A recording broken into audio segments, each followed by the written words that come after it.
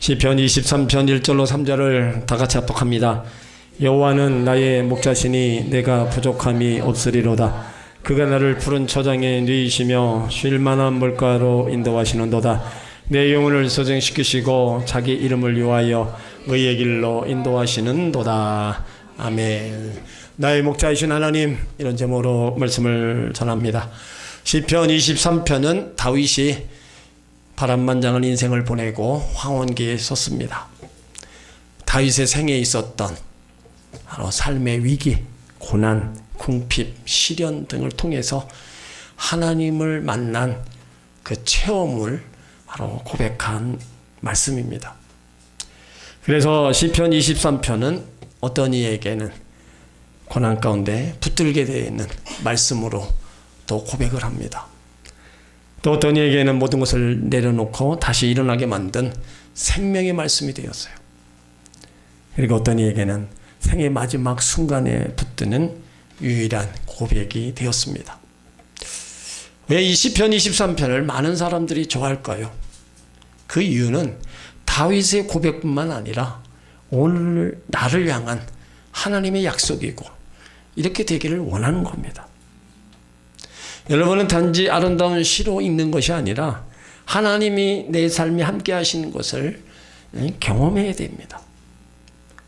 다윗이 성공적인 인생을 살 수 있었던 것은 하나님과의 관계성 속에서 자신을 발견했기 때문입니다.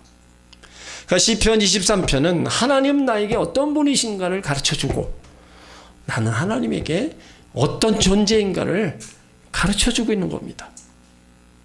그래서 시편 23편, 하나님은 나의 목자, 우리는 양으로 묘사하고 있는 거예요. 양의 특성을 보면 어리석고 고집세고 시력이 나쁘고 불순종합니다. 그래서 길을 잃기 싫고 독초와 먹어야 할 풀을 구분하지 못합니다.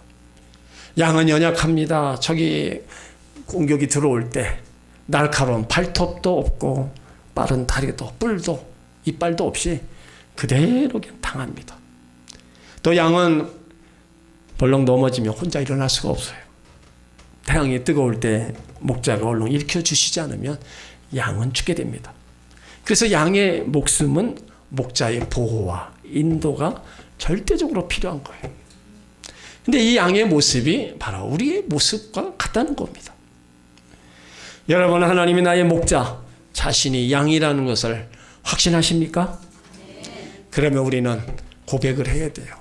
오늘 1절에 여호와는 나의 목자시니, 이 여호와는 나의 목자시니, 이 말씀은요 성경 전체를 관통하는 하나님을 단 한 문장에 담고 있는 겁니다. 그러니까 이 말씀은 단순히 시적 표현으로 읽는 것이 아니라 하나님과 나 사이의 관계를 새롭게 회복시키는 가장 강력한 선언입니다. 여호와는 나의 목자시니, 여기 말씀에서 가장 중요한 단어가 나라는 겁니다. 나의 목자가 되신 하나님은 멀리 계신 창조주 하나님이 아니라 내 인생을 돌보시는 인격적인 목자이십니다. 다윗은 이스라엘 목자를 나를 창조하신 분이라고 말하지 않고 바로 나의 목자라고 얘기하고 있는 겁니다. 그러니까 이 고백은 단순한 신념을 넘어서 하나님과 나와의 친밀한 관계를 의미하는 거예요. 구약시대 목자는요 양을 먹이고 데리고 다니는 사람이 아니었습니다.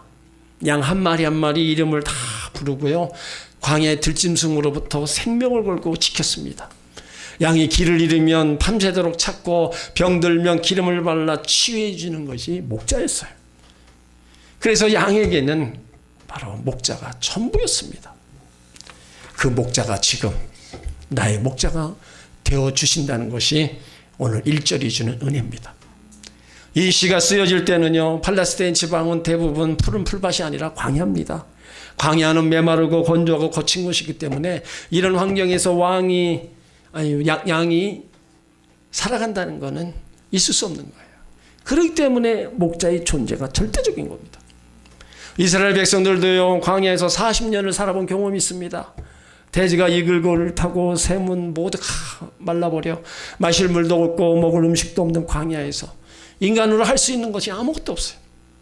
환경이 너무 어려워 살아갈 방법이 전혀 없고 위험이 너무나 엄청나서 하나님만 의지하지 않고는 살아갈 수가 없었습니다. 그래서 하나님의 보호와 공급하심과 인도하심을 매일 구하고 그 은혜 속에 살아갔어요. 그러니까 여호와는 나의 목자신이라는 고백은요, 하나님을 이렇게 믿는다는 고백입니다. 하나님만 간절히 의지하며 다른 것도 의지하지 않는 태도를 말하는 거예요. 그러나 많은 그리스도인에게는 하나님이 절대적이고 유일한 대상이 아닙니다. 양에게 목자는 한 분밖에 없는데 우리의 문제는 바로 목자를 여럿이 두고 살려는 겁니다. 하나님을 믿습니다. 그러나 하나님만 믿는 게 아니에요. 자기 돈도 믿고 사람도 믿고 능력도 믿고 살아온 경험도 믿습니다. 여러분, 우상 숭배는요, 하나님을 안 믿는 게 아닙니다. 이스라엘 백성들이 우상에 빠졌을 때 하나님도 믿었고 다른 신도 믿었어요. 그러니까 이런 태도는요, 우상 숭배라는 겁니다. 우상 숭배에는 하나님의 진노가 임하기 때문에 다 멸망했습니다. 하나님 외에 다른 것에 의지하는 마음은요, 마귀로부터 온 겁니다. 그래서 우리 주변에는 마귀가 우리를 삼키려고 두루다니며 찾고 있다 그랬어요. 베드로전서 5장 8절에 근신하라 깨어라 너희 대적 마귀가 우는 사자같이 두루다니며 삼킬 자를 찾는다. 여기 삼킬 자는 누굽니까? 예수 믿는 사람들입니다. 예수 안 믿는 사람들은요, 이미 자기 수하에 들어와 있기 때문에 관심 없습니다. 하지만 예수 믿는 사람들, 악의 길을 가고 죄악의 길을 가고 우상 숭배의 길을 행하면 마귀가 와서 딱 붙잡는 거예요. 어디로 끌고 갑니까? 멸망의 길로 끌고 가는 겁니다. 그렇기 때문에 우리가 하나님을 섬기되 하나님을 온전히 하나님만을 섬겨야 되는 겁니다. 저는 남임 목사로서 우리 교회와 성도들을 생각하며 기도합니다. 주님께서 우리 교회와 성도들의 목자가 되어 주시옵소서. 우리 교회와 성도들이 주님으로부터 영적 필요를 공급받고 주님의 인도하심을 받게 하여 주옵소서 기도하고 있습니다. 이것은 목사를 의지하는 수준에서 예수님만 목자 삼는 수준으로 성장하는 겁니다. 그래야 하나님이 나의 목자라고 내게 부족함이 없다고 고백한 다윗의 고백이 나의 고백이 될 수 있는 겁니다. 요즘 여러분의 삶이 어떠세요? 마음이 복잡하고 지금 내가 어디로 가고 있는지 모르겠다, 그런 생각이 드시나요? 아무리 열심히 살아도 늘 무언가 부족하다고 느껴질 때가 있습니다. 그럴 때 우리는 1절 말씀을 다시 떠올려야 됩니다. 여호와는 나의 목자시니 내게 부족함이 없으리로다. 여러분에게 한번 묻습니다. 누가 벌어서 먹고 살고 누가 벌어서 자녀들 공부시킵니까? 누가 살림 집을 마련해 주었어요? 누가 차를 마련해 주었습니까? 하나님입니까? 이 다 대답이 선뜻 나옵니까? 다 제가 돈 벌어서 샀습니다. 여러분, 제가 돈 벌어서 샀습니다 하면 하나님이 나의 목자라고 말할 수 없는 겁니다. 정말 부족한 것이 없습니까? 아니면 여러 가지 부족함을 느끼고 있습니까? 기도하면 왜 이렇게 구할 걸 많아요? 여러분, 여기 내게 부족함이 없으리라는 말씀은 하나님이 내 삶을 책임지시겠다는 약속입니다. 그래서 부족함이 없다는 것은 은행에 잔고가 많다는 이야기가 아닙니다. 남이 나를 인정해 주는 것도 아니고 모든 일이 술술 풀어지는 것도 아닙니다. 진짜 부족함이 없는 것은 내가 가진 것이 많아서가 아니라 하나님이 내 삶을 붙들고 계신다는 믿음 안에서 마음이 평안해지는 것을 얘기하는 거예요. 내가 지금 가진 것이 많아도 하나님이 나에게 목자가 되시지 않는다면 여러분, 그거는 점점점 메마른 삶으로 가는 거예요. 하지만 지금 내가 가진 것이 많지 않아도 하나님이 나의 목자가 되신다면 나는 반드시 필요한 것을 얻게 되고 그때마다 인도함을 받게 되며 결국엔 잃은 것이 없게 된다는 믿음이 바로 여기에 담겨져 있습니다. 하나님은 우리의 삶을 구체적 현실까지 돌아보십니다. 목자는요, 먼 데서 구경하는 사람이 아닙니다. 양과 함께 먹고 자고 걷고 싸우는 사람입니다. 하나님도요, 우리가 어떤 상황에 처해 있는지 어떤 관계의 아픔이 있는지, 실패와 두려움을 겪고 있는지 하나님 그 모든 시간 속에 우리와 함께 계십니다. 그리고 하나님이 나에게 목자이시기에 지금은 길을 잃은 것 같이 보여도 결국에는 안전한 길로 인도하실 겁니다. 하나님이 나의 목자이심으로 이 말씀을 마음이 새기는 것만으로도 우리는 완전히 새로운 눈으로 새 삶을 바라볼 수 있습니다. 오늘 내가 겪는 모든 일조차 하나님의 인도 아래 있음을 믿습니다. 여러분, 하나님 없이 살아가면요, 채워도 부족함을 느낍니다. 하나님 없이 돈을 쌓으면 근심이 같이 쌓이는 거예요. 하나님 없이 높은 자리에 올라가면 불안도 같이 쌓입니다. 목자 되신 주님 안에서만 물질도 의미가 있고 세상 지혜가 의미가 있습니다. 세상에 소유하는 그 어떤 것도 하나님 없이는 의미가 없어요. 그렇기 때문에 우리는요, 나의 목자가 되신 하나님과 함께 모든 일을 이루어 나가야 되는 거예요. 나의 목자 되신 하나님과 함께 할 때 기쁨과 만족과 보람과 안식을 누리는 겁니다. 오늘 다윗은요, 하나님이 목자 되심으로 부족함이 없다 고백합니다.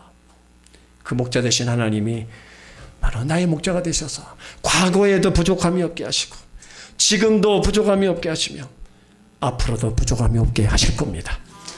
그러므로 여러분들이 하나님을 목자로 다 삼으시고 부족함이 없는 삶을 살아가시기를 예수 이름으로 축원합니다. 나의 목자이신 하나님은 2절에 그가 나를 푸른 초장에 누이시며 쉴 만한 물가로 인도하신다는 겁니다.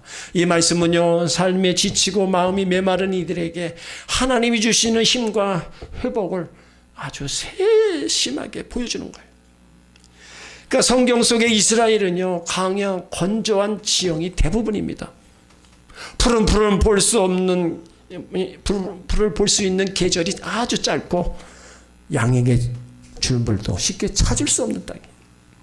그래서 목자는 양을 위해 푸른 초장과 쉴 만한 물가를 미리 마련해야 됩니다.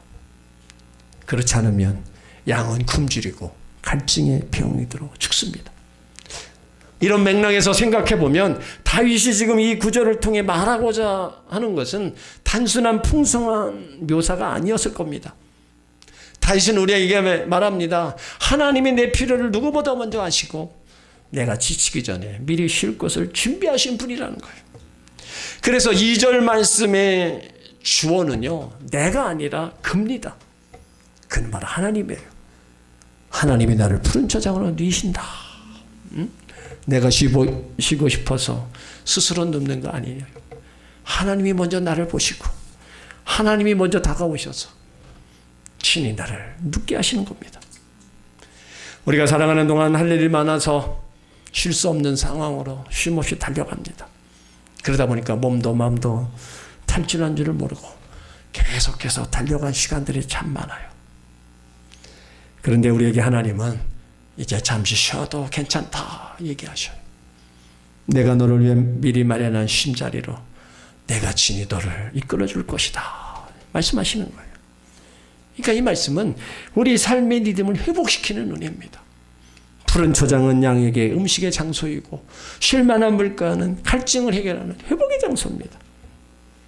하나님이 우리의 육체와 영혼의 삶 전체를 온전히 살피시고 채워주신다는 것을 우리 가운데 선언하시는 거예요. 그러므로 우리가 주님 안에 와서 쉼을 누리고 육체와 영혼을 쉼을 누리고 우리는 강건함을 받아야 되는 거예요. 그리고 또 하나 주목해야 될 단어가 누이신다는 겁니다. 양은요, 경계심이 많아서 웬만한 자리에 잘 눕지 않습니다. 주변이 완전하고 배가 부르고 목자가 근처에 있다는 것을 확신할 때만 몸을 누인다는 거예요. 그러니까 다윗은 이것을 알았기에 하나님이 자신을 누인다는 표현을 썼어요. 그러니까 하나님이 나에게 완전한 쉼을 주신다는 고백입니다. 내가 쉴 수 있다는 것, 그만큼 하나님을 신뢰하게 되었다는 증거입니다. 또 내가 주님 앞에 엎드릴 수 있다는 것 또한 하나님이 나를 지키심을 믿기 때문에 우리가 가능한 거예요. 요즘 여러분 심령이 어떠세요? 때론 마음이 바짝 마르고 하루하루 우리가 산다는 게 때론 힘겹고 이런 부분들이 우리가 육체적 힘듦에서 오는 경우도 있지만 때로는 영혼이 건조해서 우리가 우리 가운데 찾아올 수도 있어요. 그렇다면 우리는 이 말씀을 붙잡아야 돼요. 그가 나를 푸른 초장에 누이시며 쉴 만한 물가로 인도하신다. 우리는 이 말씀 앞에서 때는 억지로 참았던 눈물을 흘려도 괜찮고요. 잠시 모든 걸 멈춰도 괜찮습니다. 왜냐하면 하나님이 나에게 쉬라고 하시기 때문입니다. 이거는요, 하나님이 내 삶을 끝까지 책임져 주시겠다는 약속이고 하나님이 인도하시는 여정에는 쉼과 회복이 반드시 포함되어 있다는 보증입니다. 지금 여러분의 삶에 푸른 초장이 없어 보여도 걱정하지 마세요. 하나님은 지금도 그것을 준비하고 계십니다. 그리고 우리가 너무 지치기 전에 꼭 필요한 타이밍에 거기로 인도해 주실 겁니다. 쉴만한 물가로 인도하시는 주님을 따라 평안과 기쁨 가운데 바로 축복된 삶으로 우리를 이끌어 가실 거예요. 그러므로 우리가 할 일은요, 고난 앞에서 낙심하지 말고 절망하지 말고 오직 나의 목자가 되신 주님만 바라보고 믿음의 길을 가시길 바랍니다. 나를 푸른 초장에 또 쉴만한 물가로 인도하시는 주의 은혜가 여러분에게 있게 될 줄 믿습니다. 또 나의 목자이신 하나님은요, 3절에 내 영혼을 소생시키시고 자기 이름을 위하여 의의 길로 인도하신다는 거예요. 이 말씀은요, 삶의 중심이 완전히 무너진 사람에게 다시 살아날 수 있는 이유를 주는 말씀입니다. 내 영혼을 소생시키시고 우리는요, 몸은 멀쩡하지만 영혼은 종종 탈진해 있는 상태를 경험합니다. 아무 일을 하지 않았는데도 마음이 피곤하고 아무 말도 듣고 싶지 않고 심지어 기도조차 나오지 않는 상태. 그럴 때 사람들은 충전이 필요하다, 힐링이 필요하다고 말합니다. 하지만 다윗은 그것을 소생이라고 말하고 있어요. 이것은요, 단순한 회복의 그 이상을 의미를 지니고 있는 겁니다. 소생시킨다는 것은 되돌리다, 다시 숨을 불어 넣는다는 겁니다. 그러니까 다윗은 단순한 마음의 안전이 아니라 죽어가는 영혼에 다시 생명을 불어넣는 하나님의 은혜를 말하고 있는 겁니다. 그렇다면 여러분은 언제 가장 영혼이 지쳤다고 느껴지시나요? 사랑하는 사람에게 실망했을 때, 뜻하지 않는 실패로 자존감이 무너졌을 때, 기도해도 아무 변함없는 현실 앞에서 하나님이 정말 나를 기억하고 계신지 의심스러울 때, 그 모든 순간이 우리 영혼을 말라가게 하는 겁니다. 그러다 보면 결국 신앙조차 내려놓고 싶은 마음이 들어요. 하나님은 우리가 영적으로 완벽할 때만 함께 하시는 분이 아닙니다. 오히려 영혼이 꺼져가고 믿음이 흔들리는 그 순간에 가장 가까이 오셔서 우리를 소생시키시는 하나님입니다. 그 영혼이 소생되면 몸도 마음도 다 회복되어 나가는 거예요. 그래서 우리가 주님 앞에 와서 이런 은혜를 우리가 구해야 되고 이런 은혜를 받아야 되는 거예요. 그리고 중요한 표현은요, 자기 이름을 위하여입니다. 하나님이 우리를 왜 이렇게 세우실까요? 우리가 영적으로 무너져도 왜 다시 회복시킵니까? 우리가 잘나서가요? 아니에요. 하나님의 이름이 그만큼 신실하시기 때문이에요. 하나님은 한 번 맺은 언약을 결코 잃어버리는 분이 아닙니다. 우리는 약속을 쉽게 잊을 때가 있지만 하나님은 언제나 자신의 이름에 맞게 그 이름의 놀라운 역사를 이루어 가시는 거예요. 그러면서 하나님의 영광을 위해서 우리를 회복시키면서 우리를 의의 길로 이끌어 가시는 거예요. 여기 의의 길은요, 단순히 착하게 사는 게 아닙니다. 하나님 기준 안에서 바른 길, 하나님과 올바른 관계 안에서 걷는 길을 의미합니다. 왜 하나님이 우리를 인도하시는 이유가 뭐예요? 이렇게 우리가 믿음이 강해서? 아니에요. 하나님의 본질이 선하시고 바로 인도하시는 분이기 때문입니다.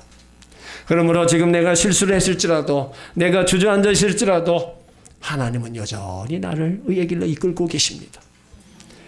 그 길이 때로는 곡선일 수 있고 계단일 수도 있고 언덕일 수도 있어요. 하지만 중요한 것은 그 길 끝에 하나님이 계신다는 겁니다. 그래서 의의 길은 안전한 길이에요. 길이 조금 멀어 보여도, 조금 돌아가는 것 같아도 하나님이 인도하시는 길은 반드시 나를 살리고 회복시키는 길입니다. 이 말씀을 붙드는 사람에게 하나님은 다시 시작할 수 있는 힘을 더하여 주십니다. 지금 자신이 초라하고 낙오자처럼 느끼지만 하나님은 이미 우리 앞에 새로운 길을 열고 계십니다. 하나님의 이름과 신실함으로 우리 영혼은 다시 살아날 겁니다. 그러니 믿음으로 이 말씀을 마음에 새기시길 바랍니다. 내 영혼을 소생시키시고 자기 이름을 위하여 의의 길로 인도하시는도다. 우리 영혼에 다시 쉼을 불어넣어집니다. 우리는 잘못된 길을 갔다 할지라도 그래서 회개하고 돌아오기만 하면 주께서 우리를 붙들어 주시고 다시 소생시켜 주시는 거예요. 이사야 55장 6절에 너희는 여호와를 만난 때 찾으라. 가까이 계실 때 그를 부르라. 악인은 그 길을 불의한 자는 그의 생각을 모르고 여호와께 돌아오라. 그리하면 그가 긍휼히 여기시리라. 우리 하나님께 돌아오라. 그가 너를 용서하시리라. 선한 목자이신 예수 그리스도를 믿으면 우리 영혼이 소생됩니다. 우리 심령과 육체가 회복되고 어그러지고 깨진 것들이 회복될 수 있습니다. 내 영혼을 소생시키시고 의의 길로 인도하시는 그 하나님의 은혜가 여러분들에게 항상 있기를 예수 이름으로 축원합니다. 사랑하는 성도 여러분, 하나님이 나의 목자가 되셔서 인도하시는 것을 우리가 일상생활에서 경험해야 됩니다. 하나님이 나의 목자가 되셔서 우리가 함께하고 있는데 이것을 일상생활에서 경험하지 못한다면 하나님이 아닌 다른 누군가의 양이거나 동료 양떼와 목자를 떠나 방황하는 양일 수 있다는 겁니다. 내가 양이고 하나님이 나의 목자라고 할 때 이거는요 아주 현실적이고 구체적인 문제입니다. 당장 먹고 사는 문제와 관련이 되고 안전하게 보호받는 일이나 내일 미래에 보장받는 일, 지극히 현실적인 문제가 뒤따른다는 거예요. 그래서 나의 목자이신 하나님은요 양인 우리를 그냥 놓은 게 아니라 우리를 만들어 놨어요. 그 우리가 어딥니까? 바로 교회예요. 양이 그 우리를 벗어나면 목자의 도움을 받을 수 없습니다. 우리를 벗어나면 상처 입고 찢기고 방황하다가 결국은 죽는 거예요. 마찬가지입니다. 양이 저와 여러분이 교회를 벗어나면 목자의 도움을 받을 수 없는 겁니다. 그래서 우리가 이 양의 우리인 교회에서 목자의 음성을 듣고 목자를 잘 따라가야 되는 겁니다. 그것이 하나님과 나와의 관계에서 그게 무너지면 다 무너져 가는 거예요. 그것이 잘 회복되면 나의 목자이신 하나님은요 우리를 이끌어 가시는 거예요. 그리고 많은 분들이 임종의 순간에 시편 23편을 읽어달라고 합니다. 임종의 순간에 여러분 그 말씀을 붙잡고 싶은 거예요. 그런데 왜 그때 붙잡습니까? 임종을 맞이하기 전에 우리가 살아있을 때 20편 23편을 붙잡고 우리가 믿고 살아가면 얼마나 좋아요. 우리가 이렇게 양의 습성을 다 갖고 있기 때문에 여러분 우리만 좀 벗어나면은 완전히 딴 길로 갑니다. 우리가 양의 우리 안에 하나님 말씀 안에 온전히 거하면요 나의 목자이신 하나님이 길을 평탄하게 삶이 형통하게 우리 이끌어 가시는 거예요. 여러분 사업과 직장에 위기가 옵니까? 도울 자가 다 끊어졌습니까? 그러면 이제 시편 23편을 경험하는 겁니다. 우리에게 필요한 것은 여호와는 나의 목자시라고 고백한 다윗에게 있는 믿음입니다. 이 다윗의 믿음이 있으면 나의 목자신 하나님으로 나는 부족함이 없다고 고백할 수 있습니다. 어떤 상황에서도 나의 목자 되신 하나님을 찾고 믿고 따라가시기 바랍니다. 나를 일으켜 세우시고 내 영혼을 소생시켜 주시는 나의 목자이신 하나님을 믿고 의지하시기 바랍니다. 멸망의 길에서 붙잡아 주시고 의의 길로 인도하시는 나의 목자 되시는 하나님을 믿고 함께 하시기 바랍니다. 선한 목자 되신 하나님과 동행하시고 때를 따라 주시는 은혜와 축복을 받고 영혼력이 더 강건하시기를 예수 이름으로 축원합니다. 네.